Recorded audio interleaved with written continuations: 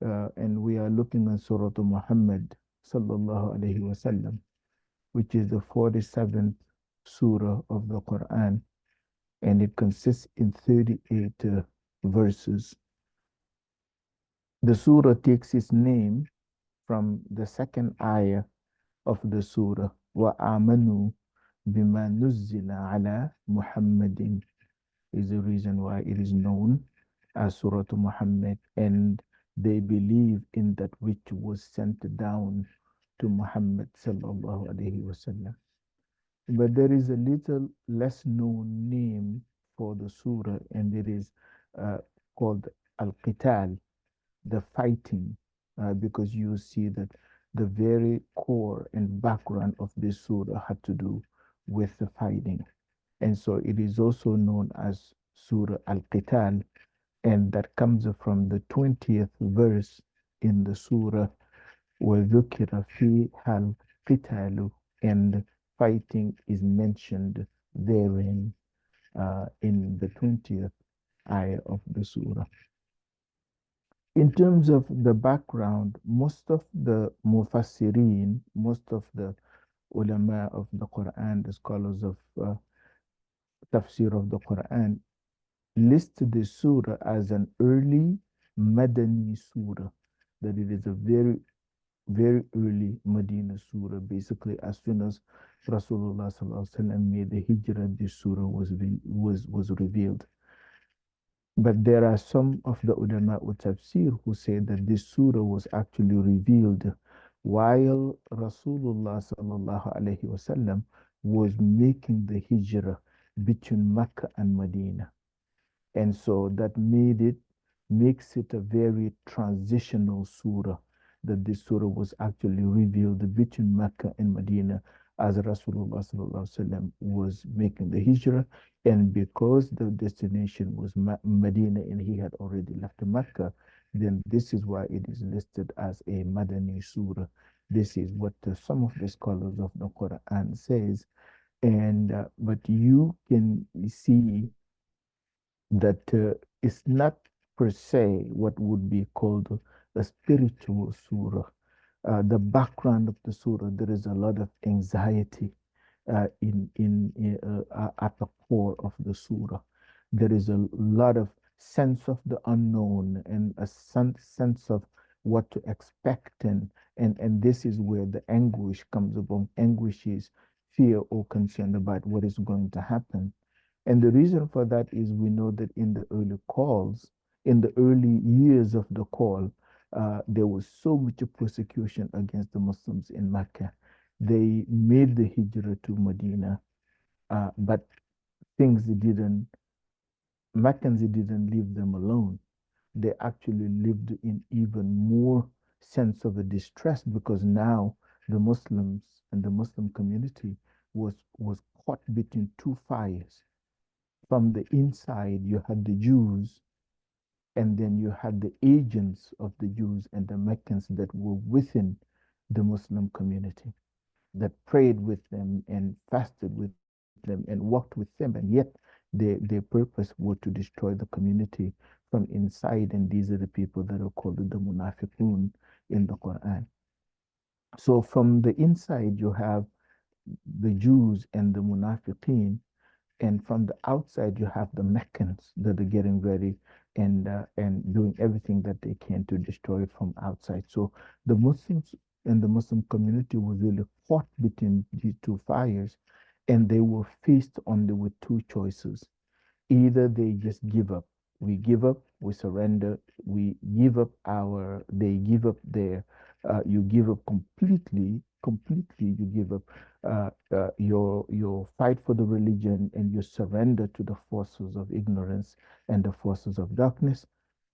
The other option is or you fight, because they are coming and they are coming at you.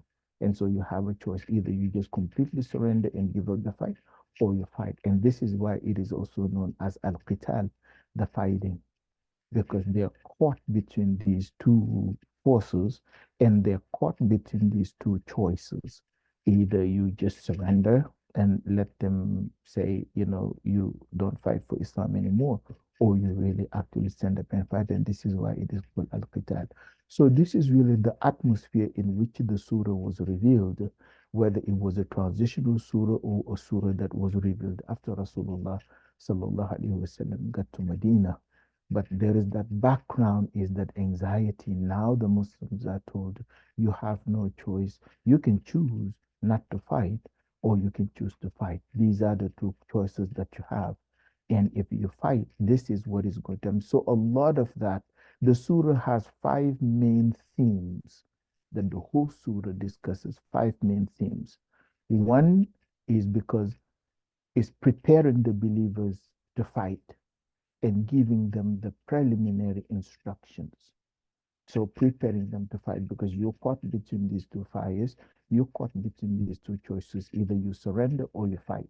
And so preparing them to fight defensively, to defend the community, to defend the Islam, to defend the religion. So the first thing is just preparing the Muslims, not only giving them instructions on how to prepare physically, but preparing them mentally and psychologically to a completely different set of ways because up to this point, for the last 13 years, there was no physical fighting. And now the fighting is going to take place, and you don't have a choice. And Allah is preparing them mentally, psychologically, physically to the fighting. Second is Allah is constantly throughout the surah contrasting the two forces, those who accepted the truth of La ilaha illallah Muhammadur Rasulullah sallallahu alaihi wasallam and the promise of reward for them both in this world and in the next. And on the other hand, those who rejected the truth, al-kafirin, and also the promise of punishment for them both in this world and in the next. So throughout the surah, there is the constant as the second theme. The first is preparing the believers for the fighting and giving them the preliminary instructions. The second theme is contrasting the two groups. الذين آمنوا الذين كفروا الذين آمنوا الذين كفروا, those who have accepted and those who have rejected. The third theme of the surah warns the Muslims, warns the believers that you have said, we believe. I will test what you said. Not only that, but know that in saying, I believe, you will be asked to and expected to make a lot of sacrifices. And this is something that I think that is a lesson for today that we often miss, that saying, I believe comes with expectations and sacrifices, that there are sacrifices that comes with that. So here, Allah is telling them, you said, I believe. We will test you to see if your statement, I believe, is true or not. You will be asked to make tremendous sacrifices, sacrifices of wealth and sacrifices of lives. So this is the third theme. And the fourth theme is that, but Allah gives them constantly throughout the Quran, throughout the surah, promise of Allah's help and Allah's assistance for them in this world and then reward in the next. So Allah constantly, after Allah tell them, I will test you to see what you're saying, I believe is true or not. But that because they are the ones that have chosen to believe, Allah promises them His help and His assistance. And this is the fourth theme of the surah.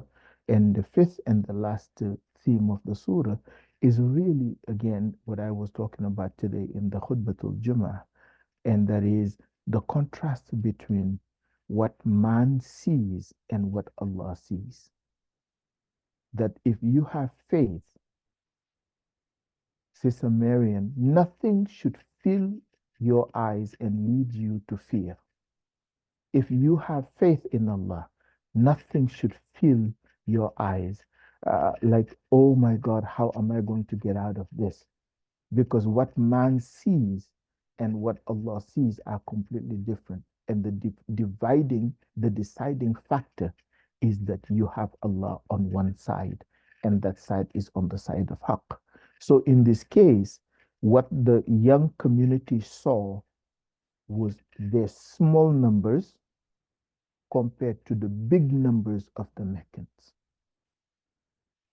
We know that a few months after the surah was revealed, the Battle of Badr, a little bit over a year, the Battle of Badr will take place, and you will have 313 Muhajirin and Ansar that are facing 1,000 well equipped, almost three times their numbers.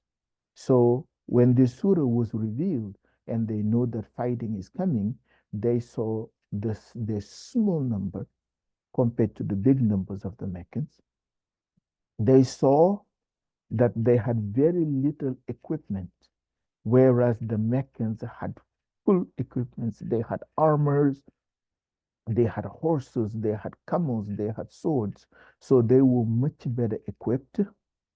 And also, they saw that the majority of the people that were fighting on the side of the Muslims were Madani people or they were Ansari people. So they were really farmers, whereas the people fighting on the side of Mecca were career soldiers and career fighters. So you see, from the Muslim standpoint, they saw three things. They saw their small number, they saw the fact that they had very little equipment, and then number three, they saw that they were really farmers rather than really trained, hardened soldiers.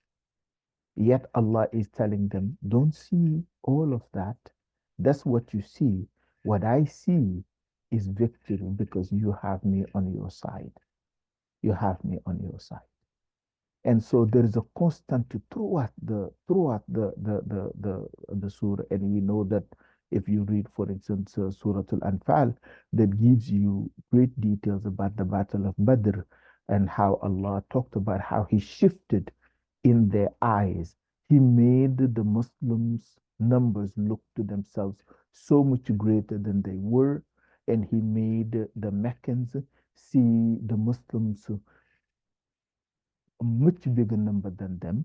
The Muslims, Allah showed them the Meccans as much smaller than they were, and Allah made them all fall asleep during the night before the Battle of Badr and sent down His Sakina to them. And ultimately, we also know that Allah sent angels to fight alongside of the Muslims. And there is some, if you read the Seerah, examples of, Sahaba saying, Wallahi, and swearing to Allah that they were fighting with someone and all of a sudden they saw this person fall and they don't know, somebody hit them with a sword. And Allah says in the Quran that I strengthen you with 1,000 angels, rank upon rank, so that Allah's help and support comes. So those are the five themes of the surah when preparing the Muslims for the fighting and giving them the preliminary instructions, constantly contrasting the group that accepted the truth and the group that rejected the truth, and telling them that they will be tested in what they say, and then giving them the assurance of His help and His support, and then just be careful. What you see and what I see are completely different. Even if you are a smaller number, you have me on your side, and when I am in your side, there is no other outcome except victory. So constantly, then Allah is contrasting these two groups. Alladina amanu, alladina kafaru. So the surah opens right at alladina kafaru wasaddu an sabilillah. Those who not only rejected the truth, but they lead people, they prevent people from taking the path to Allah. Because that's what that was. It is not only I will not accept, but I will not let the other people accept. وَصَدُّوا عَنْ سَبِيلِ اللَّهِ. So they prevented people from taking the path that led to Allah. So those الَّذِينَ كَفَرُوا وَصَدُّوا عَنْ سَبِيلِ اللَّهِ are constantly contrasted with وَالَّذِينَ آمَنُوا وَعَمِلُوا الصَّالِحَاتِ وَآمَنُوا بِمَا نُزِّلَ عَلَى مُحَمَّدٍ. Those who accepted the faith and they translated that faith into good deeds, and they believe in that which was sent down to Prophet Muhammad sallallahu alaihi wasallam. So they're contrasted. In another ayah at the very beginning of the surah, Allah says, الَّذِينَ كَفَرُوا تَبَعُوا الْبَاطِلَ. Those who rejected what they follow is wrongdoing, and ignorance is what they follow. الَّذِينَ آمَنُوا تَبَعُوا الْحَقِّ مِنْ رَبِّهِمْ. Whereas those who believe, what they follow is the truth, and the truth has come down from their Lord. So there is the ittiba'ul batil, the following of what is falsehood, and what is wrongdoing, and following what is truth. So here, even at that level, Allah is saying, even if you were not to survive, find comfort in the fact that you are following what is truth, as opposed to those who what they're following is not true. Because الذين كفروا تبعوا الباطل الذين آمنوا تبعوا الحق من ربهم. And because of that, Allah says another contrast between these two groups is that you have me on your side as your protector, your patron, and your friend. Whereas those who rejected the truth don't have a protector, they don't have a friend, and they don't have a patron. So in this surah, Allah says, ذَلِكَ بِأَنَّ اللَّهَ مَوْلَى الَّذِينَ آمَنُوا. What then? It is then that Allah is the Mawla, and that is the friend, the protector, the patron, the Mawla of those who believe. وَأَنَّ الْكَافِرِينَ لَا مَوْلَى لَهُمْ. Whereas the kafirin don't have a Mawla, but Allah is their Mawla. So these two groups then are constantly contrasted. And the whole contrast of them is the difference between a group that accepted Tawheed and a group that rejected Tawheed. So the defining and the separating factor between the Alladina Amanu and Alladina Kafaru is Tawheed. And this surah has, and this is a really, really important part of the surah, it has the three levels, because we know that the whole of Islam is nothing but Tawheed. This Islam is La ilaha illallah, it is the worship of one God, but not just the worship, but at the psychological level, at the mental level, at the spiritual level, at the internal level, as opposed to just the external level, to worship one Allah and one Allah alone. And this is Tawheed. And so in throughout the Quran, Allah says what we are calling people to is Tawheed, to the worship of one God. But even among those who have said La ilaha illallah Muhammadur Rasulullah sallallahu alaihi wasallam, you have three groups when it comes to Tawheed. You have people that for them, La ilaha illallah is just something that they say. But in reality, they worship all kinds of other gods, whether they are hidden, which is most of the time what happened, meaning that you say, La ilaha illallah, there is no God but Allah. But you worship power, you worship wealth, you worship things, you worship people, and so forth.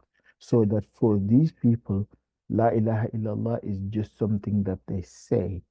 And this dimension, the ulama of tafsir say, is captured in Qul huwa Allahu ahad. Say, Allah is one. So these are they are called Ahlul Qul huwa Allahu ahad. The people of say Allah is one. It is only in what they say, but it is not in what they practice. And these are also the people of whom Allah says, يَقُولُونَ بِأَلْسِنَتِهِمْ مَا لَيْسَ فِي قُلُوبِهِمْ. They say with their tongues that which not is in their hearts. Right? They say with their tongues that which is not in their hearts.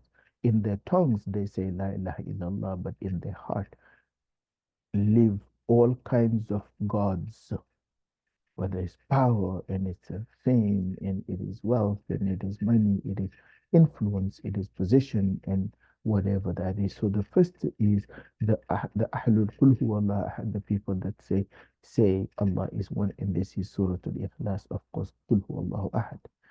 The second dimension of Tawheed when it comes to people is this surah here, ayah 19, and it says, فَعْلَمْ أَنَّهُ لَا إِلَهَ إِلَّا اللَّهِ.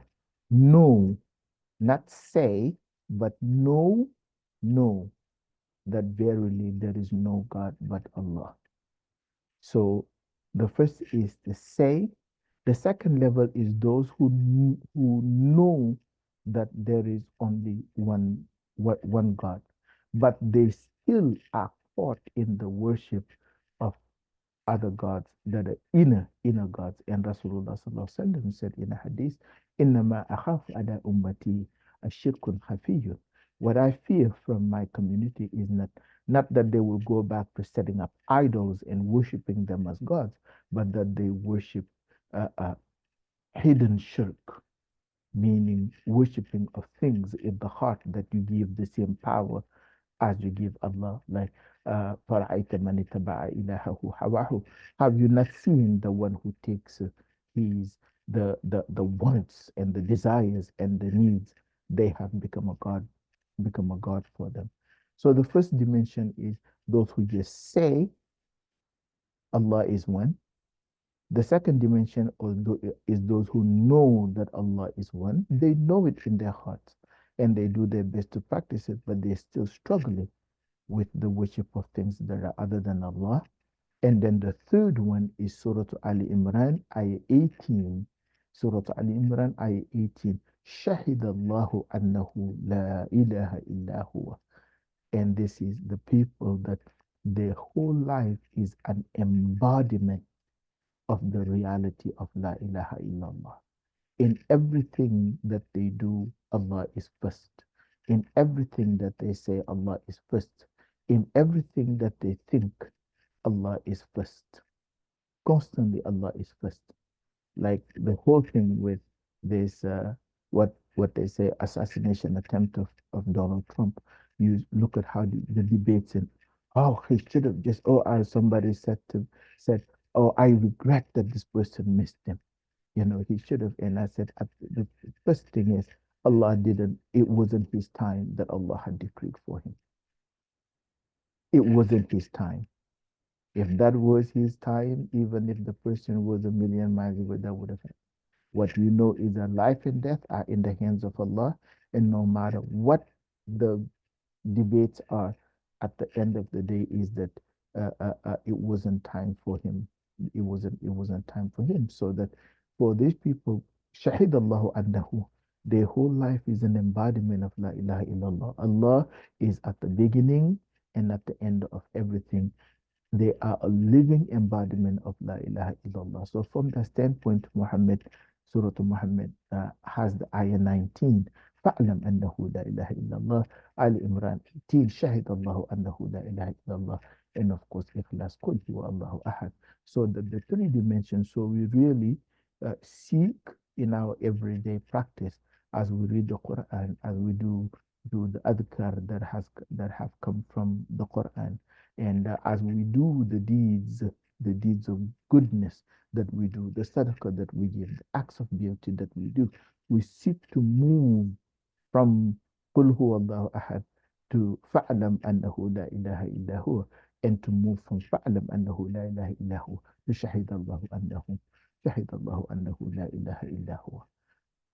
The surah then shifts to these five themes and cover them in certain ayats that are really good to put a marker on and really take the time to think and reflect on them.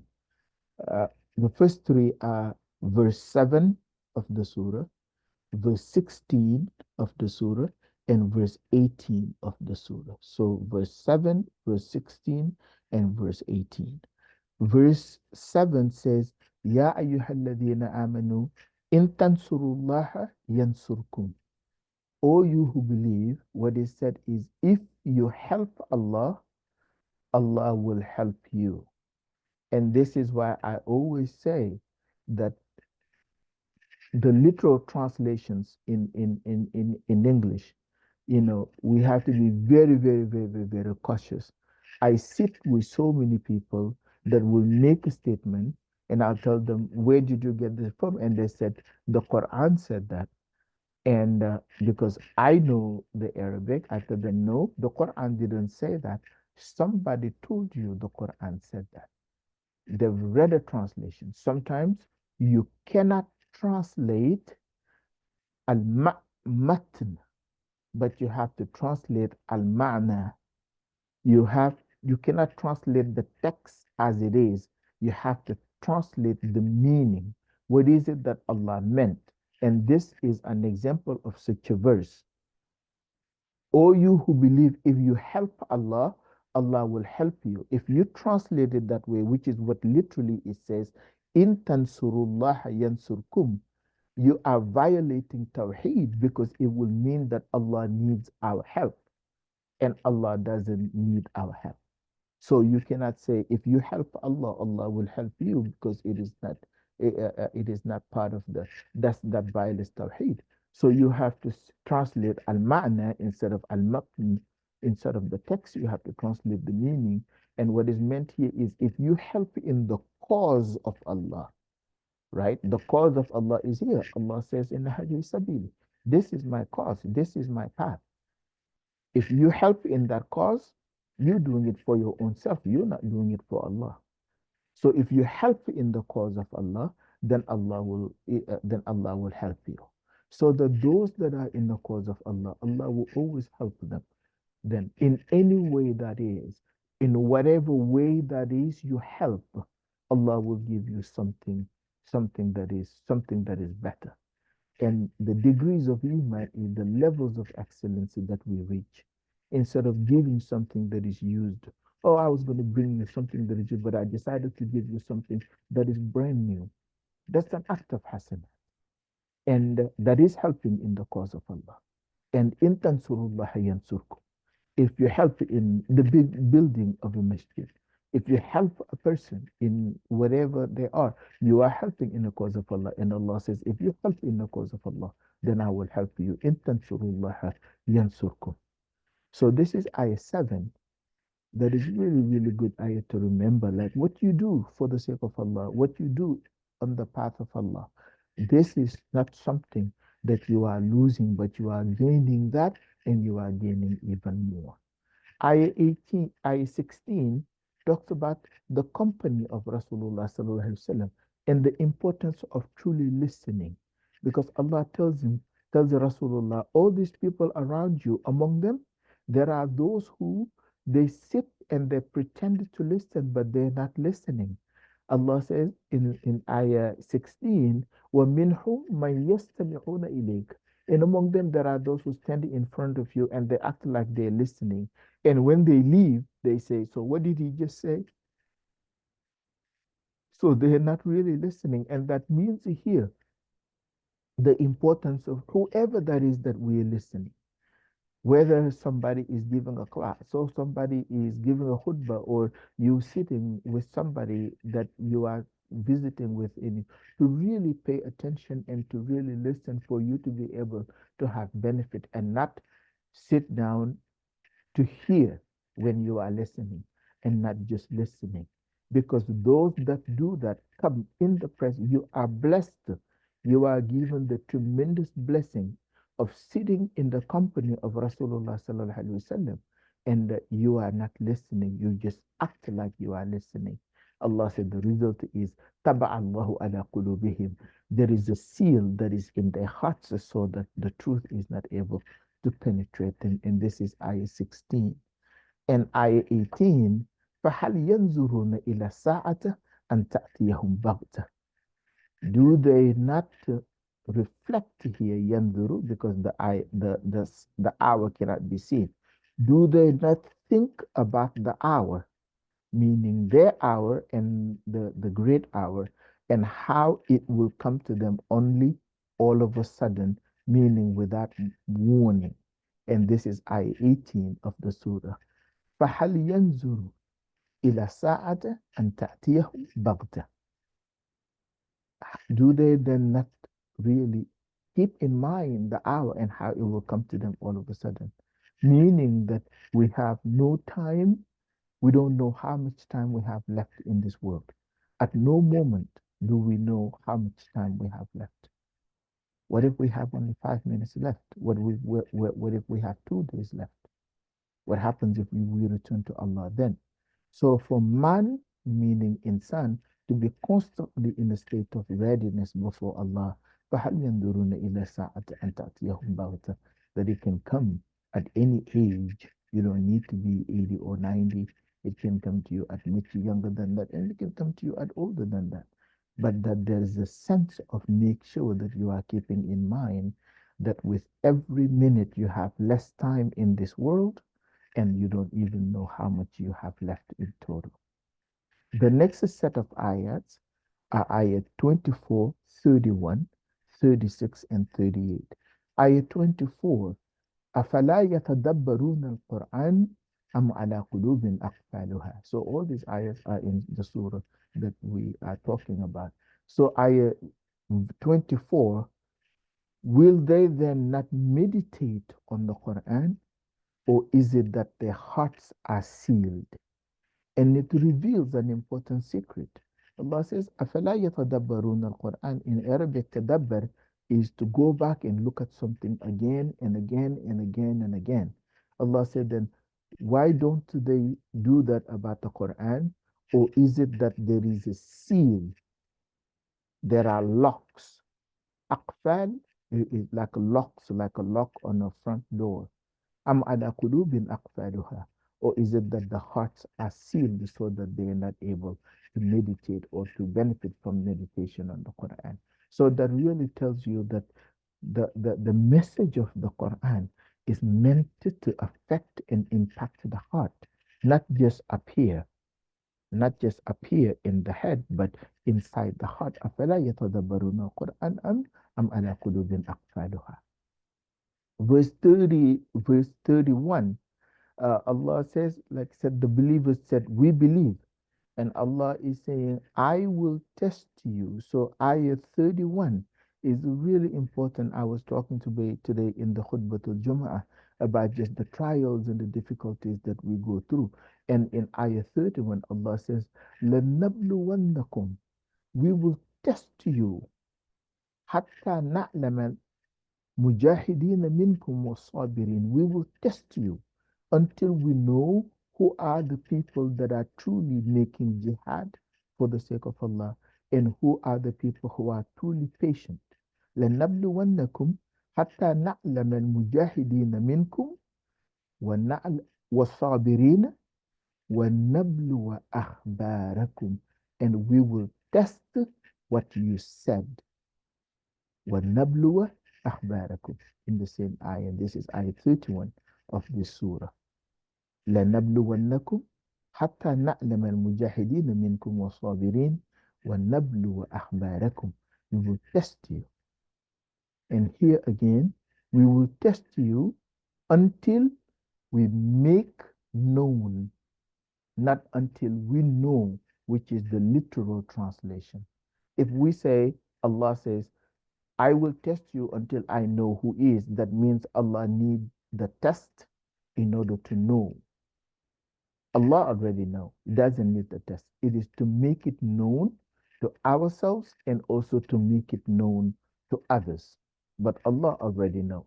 So here, instead of saying, we will test you until we know, we will test you until we make known, and we will test what you say. وَنَبْلُوَ أَخْبَارَكُمْ. And we will test what you have said.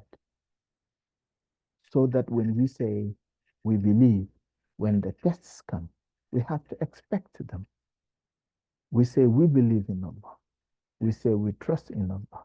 We say we rely on Allah. But Allah said, well, وَنَبْلُوَ أَخْبَارَكُمْ. I will test what you say. I want to know if what I want you to show you. Sometimes people have less faith than they think they do. Sometimes people have more faith than they think they do. And it always comes in testing. And I have seen it so many times. A test comes and somebody realizes, when things were well, they think that they have a great level of faith, and they realize that they don't. And people that I didn't know I had this much faith because of how they handle something come. So that this is وَلَنَبْلُوَنَّكُمْ حَتَّى نَعْلَمَ, until we can make it known.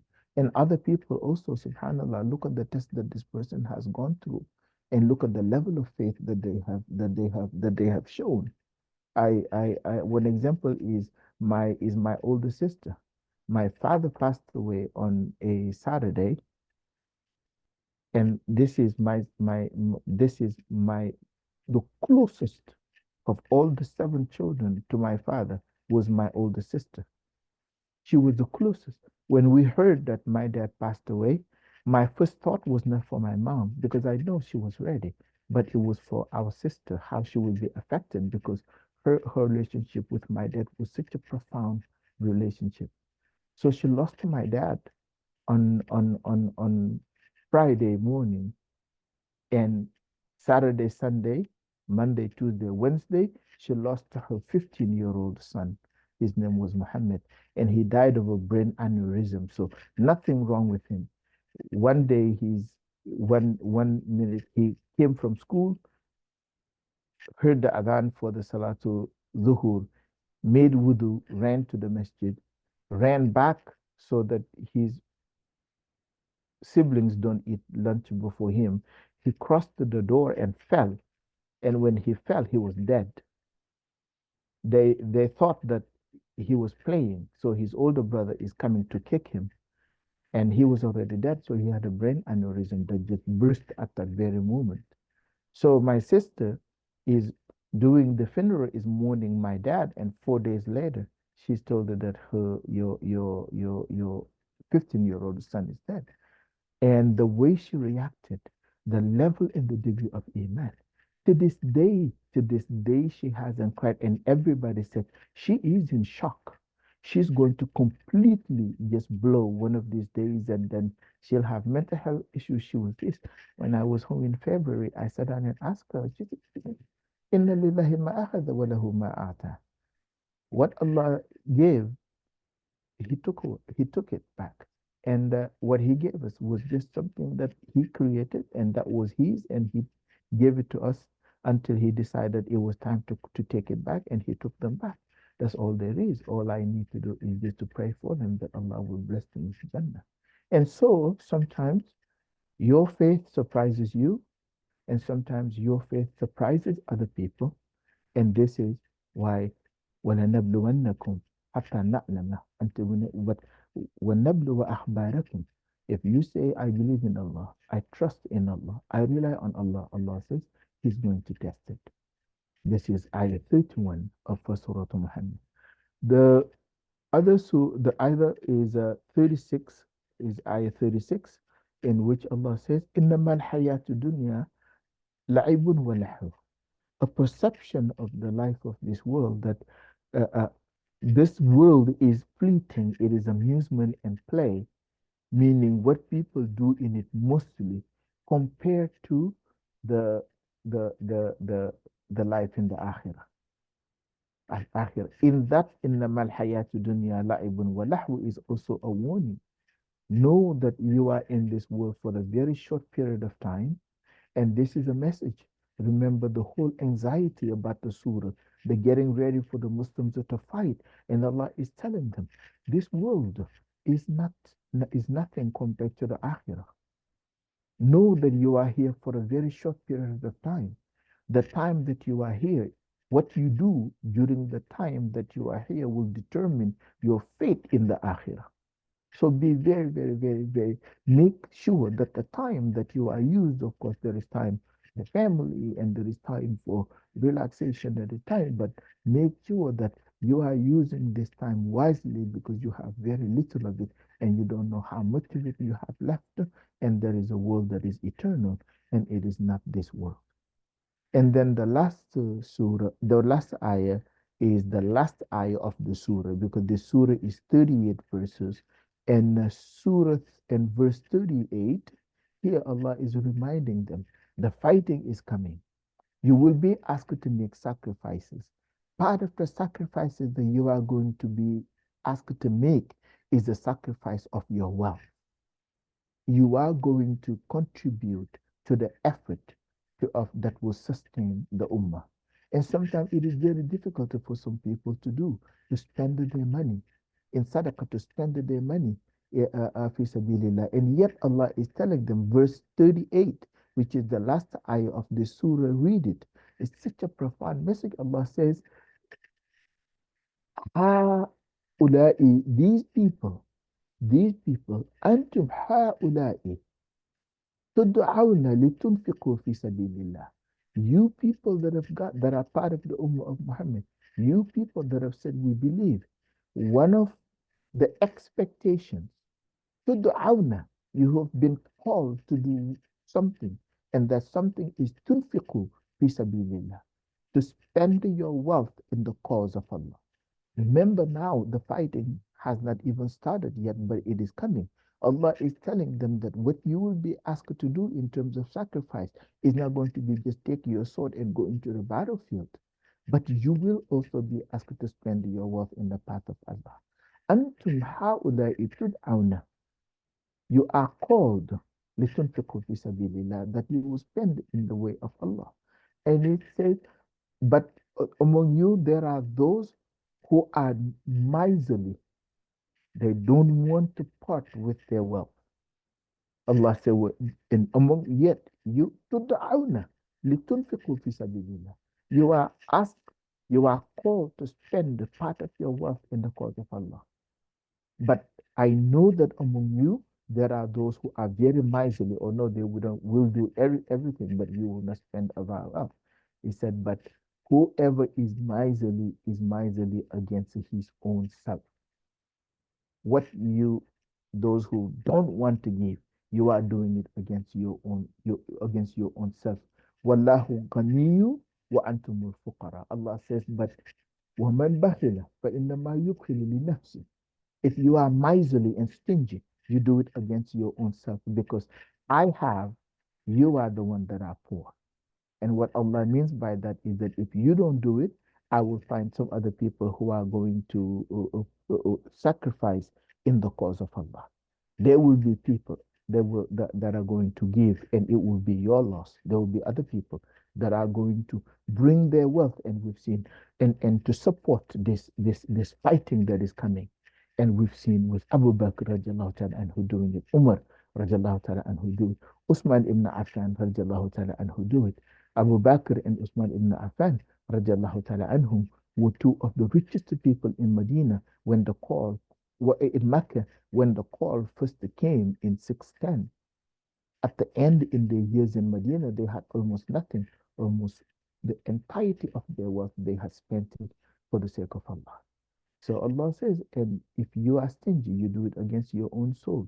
But I have, you are the one that are poor. And then Allah gives us this warning that goes beyond just the spending of wealth and beyond everything. And this is how the surah ends. For me, this is why I said that there is anguish when you finish the surah, instead of, and this is done on purpose. Most surahs will fill your heart with peace, but some surahs are meant to create anguish and thoughtfulness and wakefulness in your heart. And this is one of these surahs, because the last sentence of this surah is when Allah says, this last ayah says, أنتم هؤلاء تدعون لتنفقوا في سبيل الله. You have been called to do something, and that is to spend in the way of Allah. But some of you are miserly, but whoever is miserly is against his own or her own soul. I am rich, and you are the one that are poor. And then Allah says, وَإِن تَوَلَّوْا, if you turn away from what I am asking you to do, يَسْتَبْدِلْ قَوْمًا غَيْرُكُمْ, I will erase you, and I will bring another people, and there will not be amthalukum, they will not be like you. If you turn away from what I'm asking you to do, I will erase you, and I will bring another people, and they will not be like you. Innahum ghayru amthalukum, and they will not be like you. So that it fills you with, there is that sense of urgency. There is a fight that is coming, and that is going to determine the very future of the Ummah, to Islamia at the time. Because today there are Muslims in Senegal, in Egypt, in America, in Pakistan, in India, in all this, but back then, all of the Muslims of the world was concentrated in the Hijaz at the time. So Allah says, if you don't, I will erase you and I will bring another people. So that there is that sense of urgency that we have to be about what Allah is asking us to do. Because if not, يَسْتَبْدِلْ قَوْمًا غَيْرَكُمْ, whom I will bring another people, and they will not be like you. They will be so that there is that sense of among the preoccupations that we have, the jihad fi sabilillah should be one of them. And every day Allah gives us opportunities to do the jihad fi sabilillah. Constantly. We shouldn't think that it was just something that was done by the people during the time of Rasulullah sallallahu alaihi wasallam, and now it doesn't exist anymore. That is not the case. And this is what Allah is saying, and that constantly there is no preference over a people. There is preference over principles and obedience to principles. The Quran is revealed in Arabic. It doesn't mean there is anything that is superior or special about the Arabs. Allah says it is about principles. If you don't, I will erase you and I will bring another people, and they will not be like you. They will take to heart my words and they will follow my path. So this is a very, very, very blessed surah. And part of what makes it blessing, in addition to just this is the word of Allah, is that it is the only surah in the whole Quran named after our beloved Prophet Muhammad sallallahu alaihi wasallam. So I do believe that there is extra barakah in reading this surah that carries the blessed name of Habibullah sallallahu alaihi wasallam. But it really, really gives a lot of sense when we forget the blessings of being a Muslim. So that sometimes some ulama, when they start their talks, they say, Alhamdulillah ala ni'matil Islam wa kafa biha ni'mah. Praise be to Allah, who has granted us the blessing of Islam. And if we had no other blessings other than the blessing of Islam, it would be enough. So we tend to forget that. And when we forget the blessing of being a Muslim, the blessing of being among the Alladina Amanu, reading the surah would really help remind, and also just there's a lot of compassion and mercy towards the first community. I read the surah and I wonder what it was like, what was going through their heads as they were reading this surah. What were they going into their hearts? There was the fear, there was the anguish, not only for their own lives, but the life of the Prophet, not only their own lives, but the lives of their families, not just their own lives, but the future of the Ummah. What is going to happen to us? What is going to happen to us? But was also the faith that we have the truth, and Allah is telling them here, you have the truth to make them stronger. إن الذين كفروا اتبعوا الباطل إن الذين آمنوا اتبعوا الحق من ربهم. You have the truth, and with that truth, defend it. And if you fight, I will assist you. And if I assist you, you will be victorious. And so, inshallah, this is a very good surah to read. I am sorry that I took a little bit longer than I normally do. Inshallah, Rabbi ja'alna Allah wa iyyakum mimman tanabbah li khidmatihi wa tanazzaha an dunya wa tadhakkara yawm al-hashr wa iqtafa athar as-salihin fa innahu waliyyu dhalik wal qadiru alayhi ya rahman ya rahim. I thank you all for attending the surah, and inshallah Rabbi, next month we continue with the next surah. May Allah bless you for having taken the time on this Friday evening to take part in this remembrance of Allah without being paid. May Allah reward you with every single second that you have spent here. May Allah make it 1,000 years in paradise for you and for your loved ones in the Jannatul Firdaus, in the company of Rasulullah sallallahu alaihi wasallam, and من النبيين والصديقين والشهداء وحسن أولئك رفيقا. السلام عليكم ورحمة الله تعالى وبركاته.